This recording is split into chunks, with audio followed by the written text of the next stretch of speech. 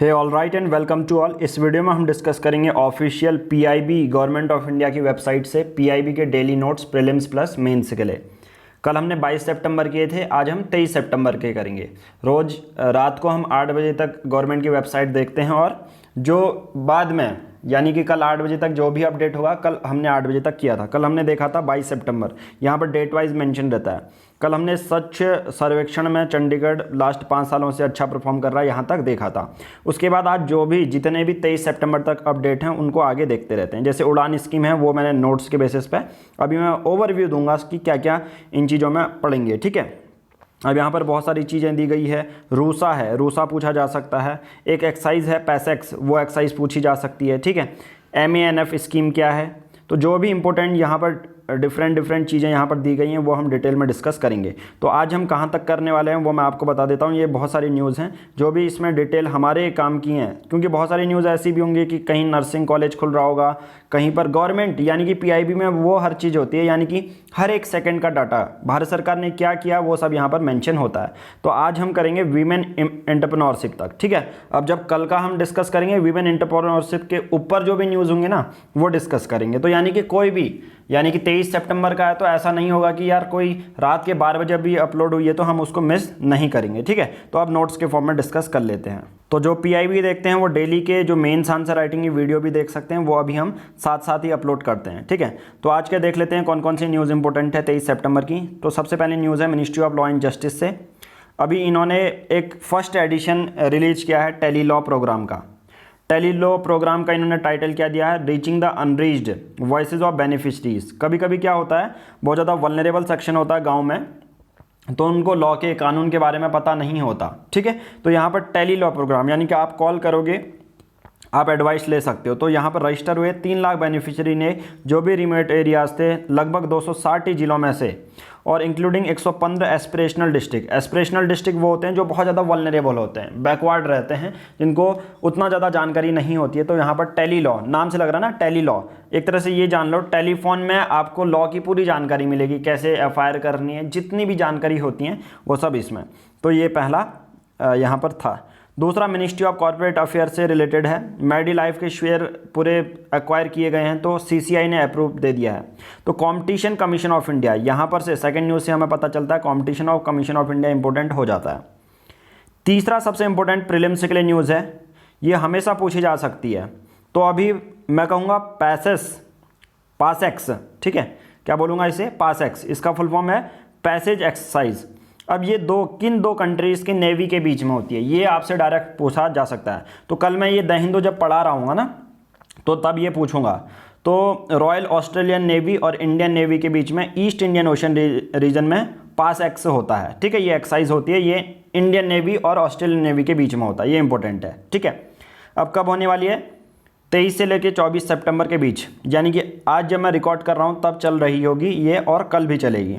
अब इसमें जनरली क्या होता है, दोनों नेवी आती है मिलके किस तरह से बेस्ट प्रैक्टिसेस फॉलो कर सकती हैं। कभी नेवी में कभी कभी क्या होता है, चाइना इतना ज़्यादा डोमिनेंस दिखा रहा है, तो बहुत सारी कभी भी ऐसी चीज़ें होती हैं, तो एक साथ नेवी कैसे काम करेंगी, एक दूसरे से एक्सपीरियंस शेयर करती हैं।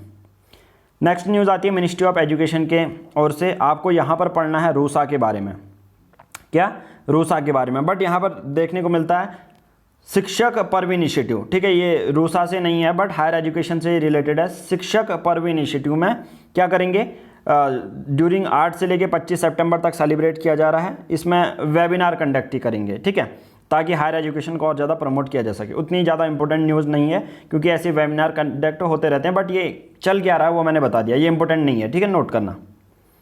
उसके बाद नेक्स्ट न्यूज़ आती है मिनिस्ट्री ऑफ माइनॉरिटी अफेयर से।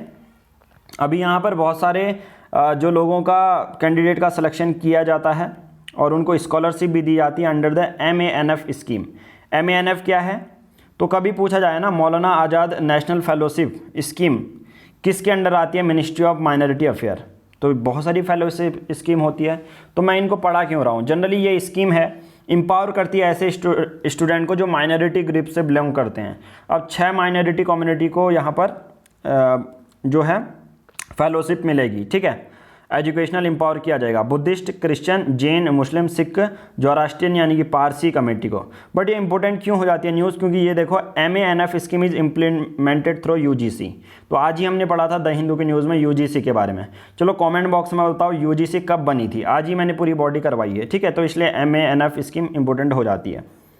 6th न्यूज़ है मिनिस्ट्री ऑफ एजुकेशन से। अब यहाँ पर रूसा इंपॉर्टेंट है, राष्ट्रीय उच्चतर शिक्षा अभियान। तो RUSA के बारे में हमेशा UPSC प्रीलिम्स क्वेश्चन बनाती है, तो ये RUSA आप कीवर्ड नोट कर लो कि ये पूछा जा सकता है। उसके बाद मिनिस्ट्री ऑफ सिविल एविएशन है, यहाँ से आप सबको पता है क्या जानना है, उड़ान स्कीम। अब उड़ान स्कीम में क्या है, अभी डिमांड ड्राइवन स्कीम है, यानी कि जिस जगह से आप सबको पता चलेगा कि हाँ यहाँ पर पैसेंजर बहुत ज़्यादा ट्रैफिक हो सकता है, तो उसके बेसिस पे जो इन्वेस्टर हैं बिड लगाएंगे सरकार के लिए कि यार हाँ इस रूट में मैं अपना सर्विसेज प्रोवाइड करना चाहूँगा। तो उड़े देश का आम नागरिक, ये कब इनिशिएट हुई थी, किस वर्ष से इनिशिएट हुई थी, आपको बताना है कमेंट बॉक्स में।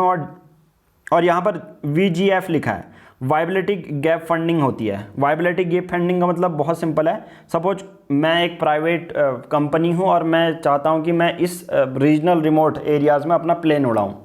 अब मेरा 50 सीटर का एयरप्लेन है सपोज, और मेरे में 50 ही आ रहे हैं, मेरे में 25 आ रहे हैं सपोज, ठीक है, 25 पैसेंजर आ रहे हैं। सरकार ने कहा कि आप इस रूट में चलाओ, मैं किसके डायरेक्शन से चला रहा हूँ, सरकार के डायरेक्शन से। अब मुझे 25 पैसेंजर का लॉस हुआ, तो उन 25 पैसेंजर का जो एवरेज टिकट की कॉस्ट होती है उसका कुछ एवरेज जो है भारत सरकार देती है, तो उसे क्या कहते हैं, वायबिलिटी गैप फंडिंग। ओके, उसके बाद नेक्स्ट न्यूज़ आती है कृतज्ञ। अब डायरेक्ट ये पूछा जा सकता है विथ रिस्पेक्ट टू टर्म कृतज्ञ, UPSC प्रीलिम्स 2020 में तो नहीं होगा क्योंकि ऑलरेडी पेपर प्रिंट हो चुके होंगे, तो आपको 2021 के लिए आप पेपर देने वाले हो तो कृतज्ञ इंपॉर्टेंट हो जाता है। व्हाट इज कृतज्ञ?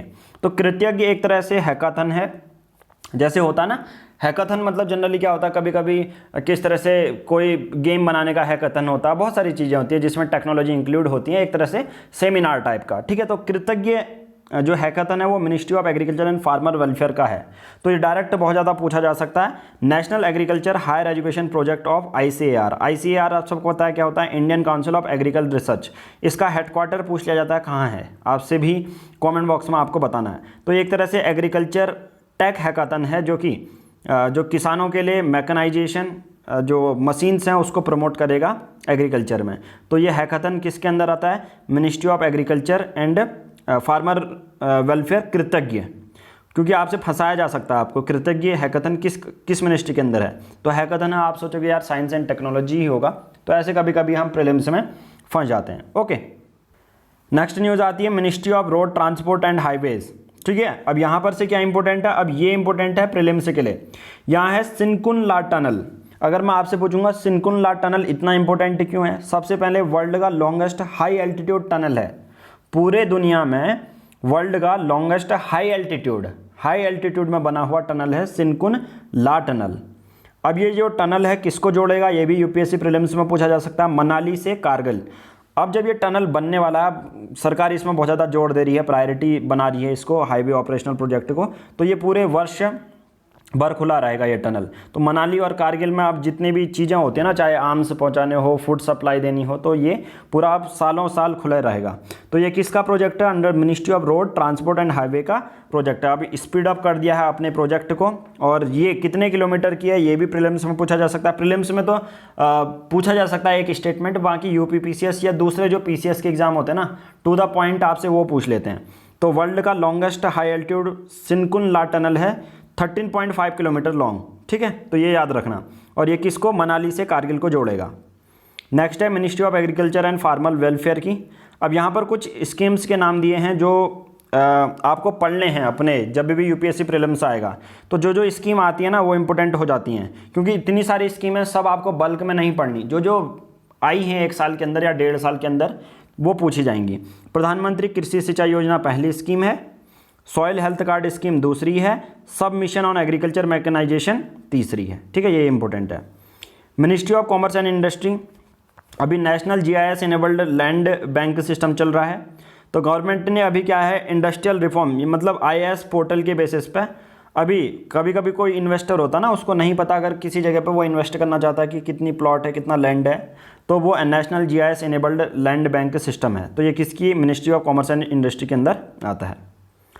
नेक्स्ट है मिनिस्ट्री ऑफ पंचायती राज। अब यहाँ पर से आपको लोकल गवर्नमेंट, अब लोकल गवर्नमेंट से प्रीलिम्स में बहुत ज़्यादा क्वेश्चन पूछे जाते हैं, तो मैं आपसे कहूँगा आज का होमवर्क है आपका, बहुत सारे लोग प्रिपेयर कर चुके हैं ऑलरेडी जो 2021 की तैयारी कर रहे हैं, मिशन 2021। अभी हम बाद में क्या करेंगे ना, लास्ट के जो 5 मंथ बनेंगे उसके लिए हम एक अलग सा डेडिकेटेड बैच करेंगे, जिसमें कि static portion plus current portion daily के बेसिस पे मैं आपके साथ जुड़ाऊँगा। कुछ 50 से 100 बच्चों का बैच होगा, मैं आपके साथ जुड़ाऊँगा और साथ में तैयारी करेंगे, समझ रहे हो।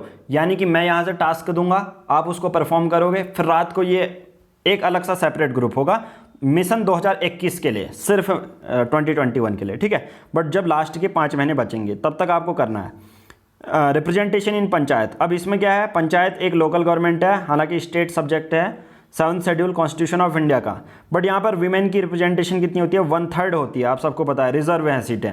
बट अभी बहुत सारे राज्य, मिनिस्ट्री को क्या जानकारी मिली है कि 20 ऐसे राज्य हैं, आंध्र प्रदेश, आसाम, इनको बिल्कुल भी जानने की जरूरत नहीं है। अभी ये कर रहे हैं 50% तक रिजर्वेशन बढ़ाने की बात कर रहे हैं महिलाओं का पंचायती राज इंस्टीट्यूशन में। अभी कितनी है, 1/3 सीटें रिजर्व रहती हैं, ठीक है। इवन बहुत सारी ऐसी होती हैं शेड्यूल कास्ट और शेड्यूल ट्राइब के लिए भी, ठीक है। तो अभी 50% तक बढ़ा रहे हैं। अब ये मेंस के लिए इंपॉर्टेंट हो जाता है। Ministry of women and child development का भारतीय पोषण कृषि कोष बहुत इंपॉर्टेंट है। अब देखिए भारतीय पोषण कृषि कोष किसके मिनिस्ट्री के अंदर आता है, यूपीएससी प्रीलिम्स से ऐसा क्वेश्चन, तो आपके मन में आएगा यार पोषण है तो ये ministry of health and family welfare भी आ सकता है, नहीं, ministry of women and child development है। तो इस पर क्या होगा, ये एक तरह से वेब पोर्टल है, इस पर पूरी, अब इस के बारे में भी पूछा जा सकता है विथ रिस्पेक्ट टू भारतीय पोषण कृषि कोष, these are the given statement, choose the correct one, ऐसा क्वेश्चन पूछा जा सकता है। तो याद रखना बस यूपीएससी में आपको यही है, सभी जानकारी होनी चाहिए, बट छोटी छोटी क्या है इसके बारे में। तो एक तरह से ये एक वेब पोर्टल रहेगा जहाँ पर इंडिया की क्रॉप के बारे में जानकारी होंगी हर एक ज़िले की, यानी कि पहले प्रेजेंट में कौन सी क्रॉप चल रही है और हिस्टोरिकल क्रॉप कौन सी है, और उसके बेसिस पर वो देखेंगे सबसे ज़्यादा पोषण किस क्रॉप से मिल रही है और उसी को आगे जो बनाएंगे उसी क्रॉप्स को ज़्यादा लगाएंगे। तो ये इंपॉर्टेंट है, बहुत important. 14th ministry of health and family welfare का यहाँ पर इंपॉर्टेंट है राष्ट्रीय आरोग्य निधि, ये और आयुष्मान भारत योजना, तो ये इंपॉर्टेंट हो जाता है। गवर्नमेंट अम्ब्रेला स्कीम लॉन्च कर रही है, रैन फाइनेंशियल असिस्टेंस देगी जो पुअर पेशेंट्स होते हैं जिनको ट्रीटमेंट की ज़रूरत है। और आयुष्मान भारत प्रधानमंत्री जन आरोग्य योजना तो आपको पता ही है, जिसके अंदर 5 लाख रुपए मिलते हैं पर फैमिली को, ठीक है, सेकेंडरी और टर्शरी हॉस्पिटलाइजेशन के लिए। उसके बाद ministry of social justice and empowerment की न्यूज़ है। अब इंटरनेशनल साइन लैंग्वेज कब सेलिब्रेट किया जाता है, यूनाइटेड नेशन ने डिक्लेयर किया 23 सितंबर को इंटरनेशनल साइन जो है लैंग्वेज डे सेलिब्रेट करेंगे। तो आज की ये हमने 15 न्यूज़ पढ़ ली एक एक करके, सभी प्रीलिम्स से रिलेटेड न्यूज़ है। तो आज की इस वीडियो में इतना ही, कल हम आएंगे पीआईबी के साथ, जो बचे हुए हैं वहीं से स्टार्ट करेंगे, ठीक है। ऐसा कोई नहीं है कि कोई चीज़ मिस हो रही है, पीआईबी हर दिन का मान के चलो। अगर आप हमारे साथ जुड़े हो तो हम आपको ये इंश्योर करेंगे कि द हिंदू, पीआईबी और एक विजन आईएएस की मंथली मैगजीन, बस 3 करंट अफेयर करेंगे और उसको 10 बार रिवाइज करेंगे, ठीक है। तभी हमारा जो मिशन 2021 कंप्लीट होगा। तो आज की इस वीडियो में इतना ही, थैंक यू।